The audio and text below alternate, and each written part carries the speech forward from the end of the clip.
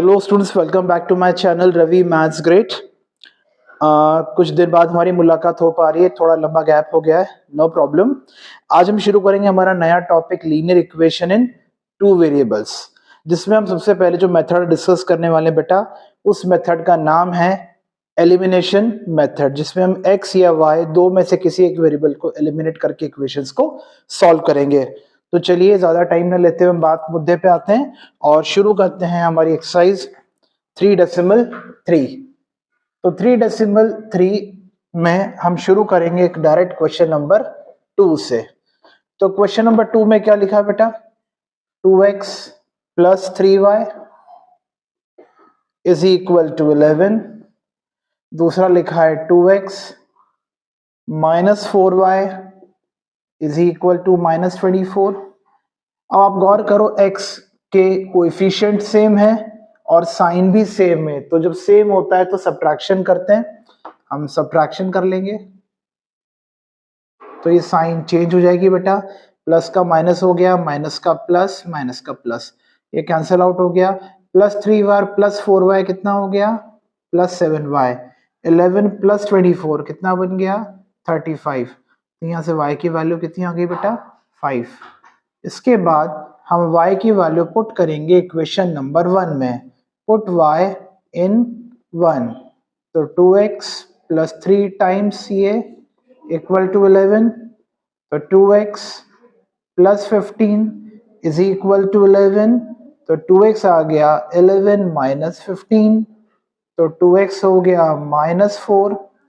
तो x की value कितनी आ गई बेटा, माइनस 2। अब हम इस x की वैल्यू को पुट कर देंगे और y की वैल्यू को थर्ड कंडीशन में जो हमको क्वेश्चन में दी गई है। तो हमको क्वेश्चन में दिया गया है y is equal to mx plus क्या लिखा है बेटा, mx प्लस 3 लिखा है।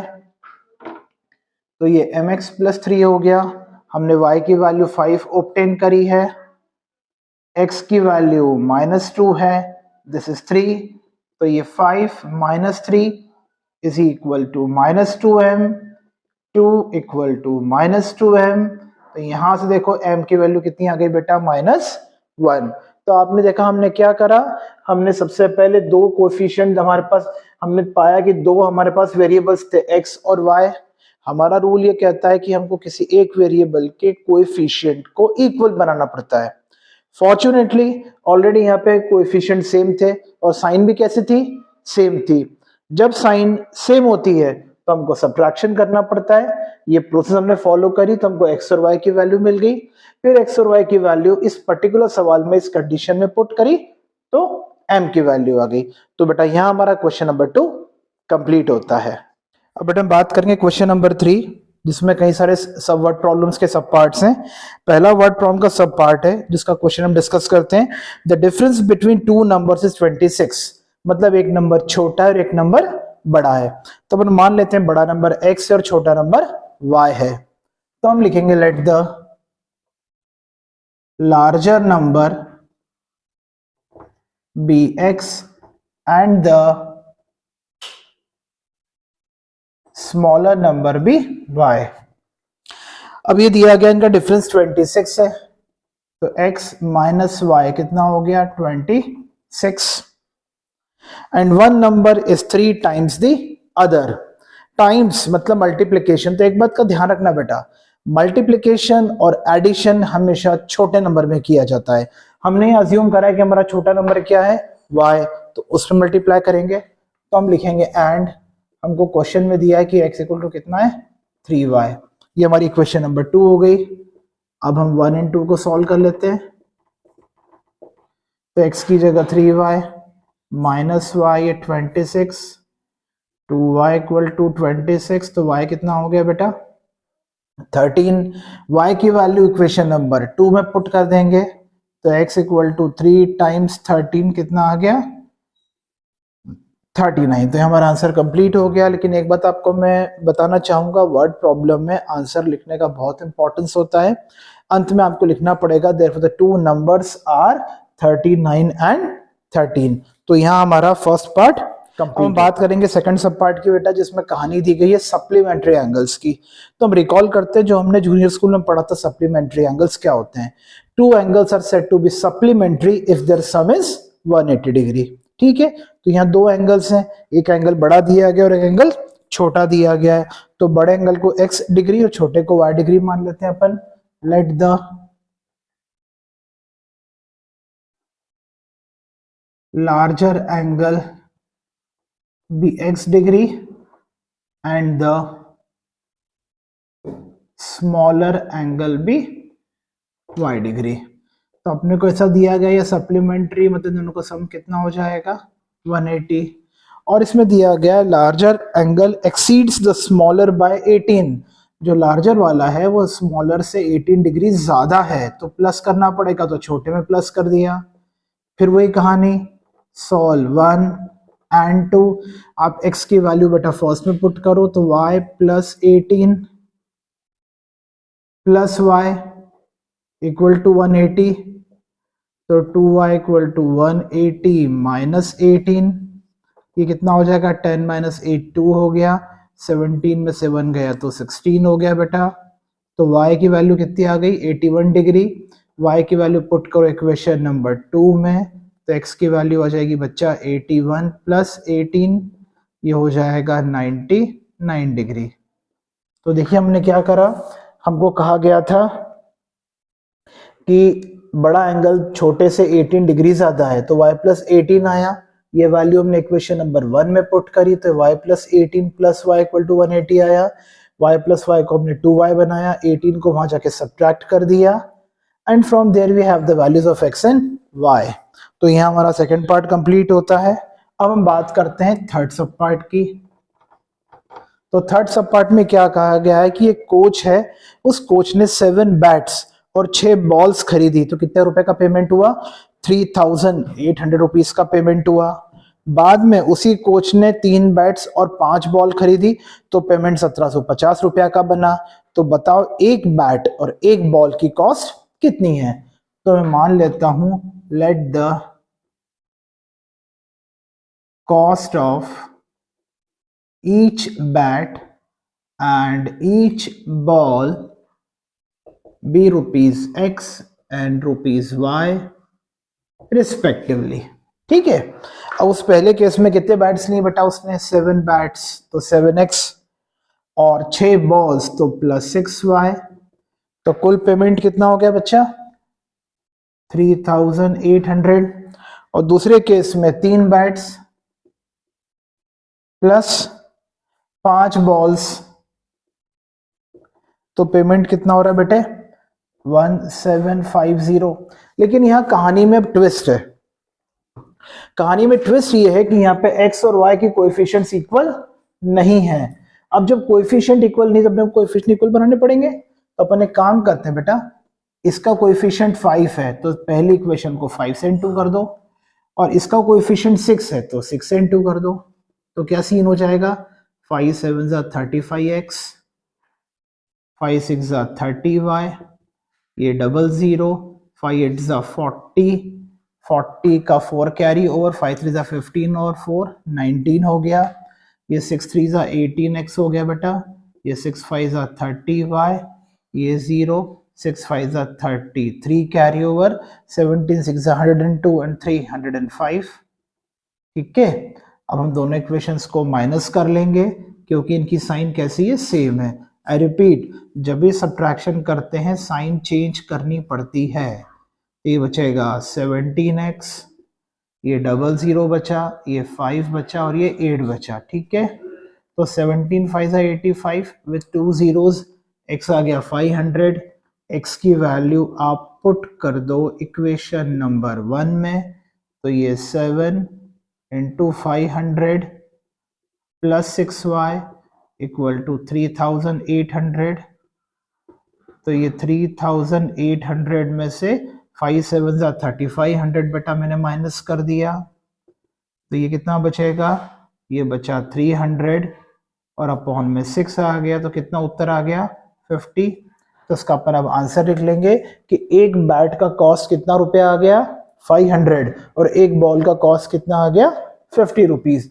तो बेटा यहाँ पे हमारा थर्ड सब पार्ट भी कंप्लीट होता है। अब बेटा हम बात करते हैं फोर्थ सब पार्ट की। इसमें कहानी चल रही है टैक्सी की। तो रिकॉल करो, अपने भारत के हर शहर में चल रहा है ओला, उबर, जुगनू, जिसमें क्या कहानी है, यदि आपने कोई टैक्सी बुक करी और बुक करने के बाद किसी कारण से आपने टैक्सी को कैंसिल कर दिया और बंदा बुक होके आ जाए, तो क्या होता है, the minimum charge we have to pay, that is called fixed charges. तो यहाँ पर भी ऐसी कहानी दी गई है कि टैक्सी का फिक्स चार्जेस कितना होगा और चार्ज पर किलोमीटर क्या हो गया। तो समझते हैं कैसे लिखेंगे। Let the fixed charges be rupees x and charges per kilometre be rupees y. हमने मान लिया कि फिक्स चार्ज कितना है x और पर किलोमीटर चार्ज कितना लगाएंगे हम y। अब एक बंदा 10 किलोमीटर गया बेटा, तो उसकी इक्वेशन बनेगी x प्लस 10y। और कितना अमाउंट हो गया ये, उसका अमाउंट बैठ रहा है 105 रुपया। और दूसरा बंदा 15 किलोमीटर गया है, तो उसका अमाउंट कितना बैठ रहा है 155 रुपया। अब फॉर्चुनेटली क्या हो गया, यहाँ पे ऑलरेडी आपको x के कोएफिशिएंट इक्वल बने हुए हैं, तो काम काफी इजी हो जाएगा। हम यहीं इसको सॉल्व कर लेते हैं। इनको माइनस किया तो ये साइन चेंज, ये चेंज और ये भी चेंज, ये कैंसिल आउट हो गया बेटा। 15 में से 10 गया तो 5 आए, बड़े नंबर की साइन आएगी तो माइनस, और ये आएगा बच्चा -50, माइनस माइनस प्लस हो गया। तो y की वैल्यू कितनी आ गई बच्चों, 10 आ गई। अब y की वैल्यू हम पुट कर देंगे इक्वेशन नंबर 1 में। तो इसको हमने 1 में पुट किया, तो x plus 10 times 10 equal to 105। ये 10 10 से 100 वहां जाके माइनस हो गया, तो कितना आ गया 5। तो आंसर लिखेंगे कि फिक्स्ड चार्जेस कितने हो गए बच्चा, ₹5 and charges per kilometre, 1 kilometre का कितना रुपए लग रहा है उसको, 10। और उस बंदे ने हमको पूछा कि एक बंदा गाड़ी कितने किलोमीटर लेके गया है, let me go through, 25 kilometre लेके गया, तो कितना पेमेंट करना पड़ेगा। नीचे का कमी मैं यहाँ लिख देता हूँ, पेमेंट फॉर 25 किलोमीटर, है ना। तो x प्लस 25 आ गया बेटा। x तो हमने कितना कैलकुलेट किया है, 5 रुपया, ये 25 है, y की वैल्यू 10 है। यहाँ मैं आपको बताना चाहूंगा बच्चे बोर्ड मास रूल की गलती करते हैं। क्या गलती करते हैं, इन दोनों को प्लस कर देते हैं। ऐसा नहीं करना है, पहले आपको इंटू करना है। तो 5 ये हो गया 250, तो उसका पेमेंट कितना रुपया हो गया, 255 रुपया हो गया। तो यहाँ हमारा फोर्थ सब पार्ट भी कंप्लीट होता है। अब बेटा फिफ्थ सब पार्ट की बात करते हैं। कहानी आ गई फ्रैक्शन की। फ्रैक्शन में एक न्यूमरेटर होता है और एक डिनोमिनेटर होता है। तो हम मान लेते हैं न्यूमरेटर x है और डिनोमिनेटर y है। तो मैंने कहा न्यूमरेटर कितना है x और डिनोमिनेटर को क्या बोल दिया बेटा, y। तो फ्रैक्शन कितना बन जाएगा, 9/11 if 2 is added to both the numerator and the denominator। तो न्यूमरेटर में 2 ऐड करा, डिनोमिनेटर में 2 ऐड करा, तो फ्रैक्शन बन जाता है 9/11। क्रॉस मल्टीप्लाई कर लो बच्चे, तो 11x, 11 2 ज़ा 22, 9y, 9 2 ज़ा 18, तो 11x minus 9y, this is -4। ये हो गई हमारी इक्वेशन नंबर 1। उसके बाद if 3 is added to both the numerator and denominator it becomes 5/6 also। कुछ कहानी में चेंज आया बेटा। यदि मैं 3 ऐड कर दूं दोनों में, न्यूमरेटर में और डिनोमिनेटर में, तो फ्रैक्शन जो है कितना हो रहा है, ये 5/6। इसको सॉल्व करते हैं बच्चा और देखते हैं क्या हो रहा है।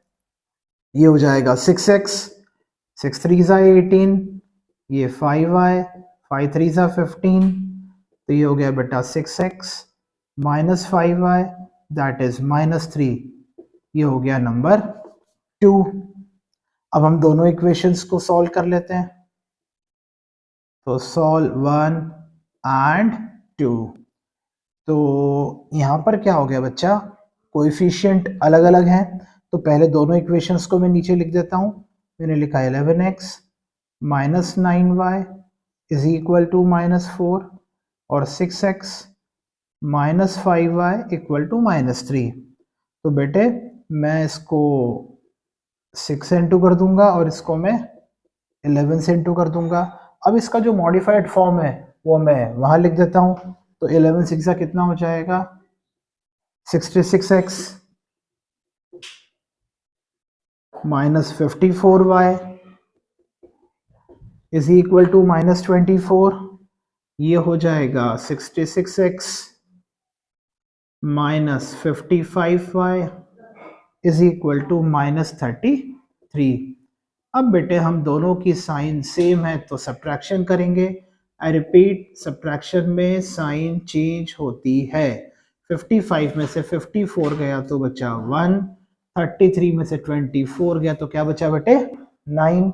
तो y की वैल्यू कितनी आ गई बेटे 9 आ गई। अब आप क्या करो, इस y की वैल्यू को इक्वेशन नंबर 1 में पुट कर दो, ओरिजिनल में। आई रिपीट, मॉडिफाइड में नहीं रखना है ना। तो 11x minus 9 times 9 is equal to -4। ये हो गया 9 9 81।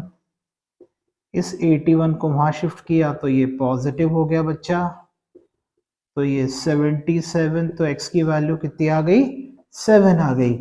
देयरफॉर आंसर हमारा फ्रैक्शन क्या हो जाएगा 7/9। तो यहाँ पे बेटा हमारा ये क्वेश्चन नंबर 3 का 5th सब पार्ट कंप्लीट होता है। अब हम बात करें बेटा जिसको आप लोग कहते हैं आपको ओपी लेवल वाला क्वेश्चन। ओपी लेवल वाला क्यों? क्योंकि एज वाले प्रॉब्लम हमेशा पहली पसंद मानी जाती है। उसमें लिखना कैसे है, उसमें सबसे बड़ा जो फैक्टर है वो है प्रेजेंट। तो जैकब की और उसके बेटे की कहानी है, तो अपन क्या मानेंगे, let the present age of Jacob be X years and present age of Jacob's son be Y years। तो जैकब की प्रेजेंट एज कितनी मान ली बेटा अपन ने X years और उसके बेटे की उम्र कितनी मान ली Y years। प्रेजेंट वर्ड लिखना बहुत जरूरी है। 5 years hence 5 साल बाद। आपके टीवी सीरियल में होता है ना 10 साल कहानी आगे बढ़ जाती है, तो इस सवाल में कहानी कितने साल आगे बढ़ रही है 5 साल।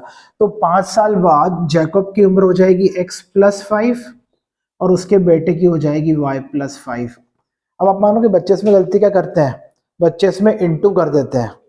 आप समझो यदि अभी आपकी एज 15 साल है तो 3 साल बाद आपकी एज कितनी हो जाएगी भाई, आप बोलोगे 18 साल। क्या आप इंटू करके 45 साल करोगे? क्या नहीं करोगे ना। तो कहने का अर्थ है जब मोर बोलते हैं मतलब आपको ऐड करना रहता है। Got it? तो अपन ने इसमें 5-5 साल ऐड कर दी दोनों की एज। तो क्या दिया है उसने 3 times that of his son's age. मुद्दा 3 times या ऐड। तो फंडा ये, यदि ऐड करने को बोले या टाइम्स इंटू करने को बोले तो हमेशा छोटे वाले में इंटू किया जाता है। तो इन दोनों में छोटा कौन है? बट नेचुरल बेटे जी, ये पिताजी तो बड़े हैं भाई। तो इसमें अपन इंटू कर देंगे, कितने से इंटू कर देंगे 3 से। तो ये x + 5 इक्वल टू 3y + 15। ये गड़बड़ी, यहाँ इंटू करते हैं यहाँ भूल जाते हैं। तो x - 3y इक्वल टू कितना हो गया 10। ये हो गई इक्वेशन नंबर 1। फिर बोला है 5 years ago 5 साल पहले, फ्लैशबैक में स्टोरी गई। तो 5 साल पहले x - 5 और ये हो जाएगा बेटा y - 5। फिर क्या लिखा है, Jacob's age was 7 times that of his son. अब 7 times 7 से इंटू करना है बच्चों। अगेन द सेम प्रोसीडियर, जो छोटा है उसी में इंटू करेंगे। तो मैं यहाँ इंटू कर रहा हूं। अब दोनों इक्वेशंस को सॉल्व कर लेते हैं। ये आ जाएगा बच्चा x - 7y इक्वल टू ये हो गया -30। ये हो गया नंबर 2। अब हम लिखेंगे सॉल्व 1 and 2। तो 1 and 2 इक्वेशन को हम सॉल्व करेंगे बेटे। तो पहली इक्वेशन को लिख देते हैं, उसके नीचे दूसरी इक्वेशन को लिख देते हैं। अब हमने दोनों इक्वेशंस को माइनस किया, ये साइन चेंज, ये साइन चेंज और ये माइनस चेंज होगी क्या बन गई बच्चा प्लस बन गई। x और x कैंसिल हो गया, तो 7y में से 3y गया बेटे, तो कितना बचा 4y। 30 और 10 कितना हो गया 40, तो y की वैल्यू कितनी आ गई 10। अब आप y की वैल्यू ओरिजिनल इक्वेशन नंबर 1 में पुट कर लो बेटा, तो मैंने यहाँ लिखा पुट इन 1, तो x -3, ये हो गया 10, ये हो गया -30, ये वहां जाके +30 +10, मतलब आंसर लिखेंगे तो हम कहेंगे जैकब्स की प्रेजेंट एज कितनी है 40 इयर्स, और उसके बेटे की जैकब्स सन्स प्रेजेंट एज कितनी हो जाएगी 10 इयर्स। तो बेटा यहाँ हमारा आज की एक्सरसाइज का ये वीडियो कंप्लीट होता है। मैं उम्मीद करता हूँ आपको ये वीडियो काफी मददगार होगा और वर्ड प्रॉब्लम्स को सॉल्व करने में हेल्प करेगा। But very important urge to all of my children that please do like, share and subscribe my channel also, जिससे कि आपको मेरे ये नए नए वीडियोस टाइम पे टाइम मिलते जाएं। और सबसे बड़ी बात, जब जब आपकी एग्जाम आएगी और आप जब ये रिविजन करने बैठो और डाउट्स आए, तो अपने रवि सर को याद करना मत भूलो और मुझे कमेंट सेक्शन में लिख के भेजो, तो एज सुन एज पॉसिबल मैं आपकी इस क्वेरी को सॉल्व करने की पूरी कोशिश करूंगा। So have a nice time to all of you. Thank you very much.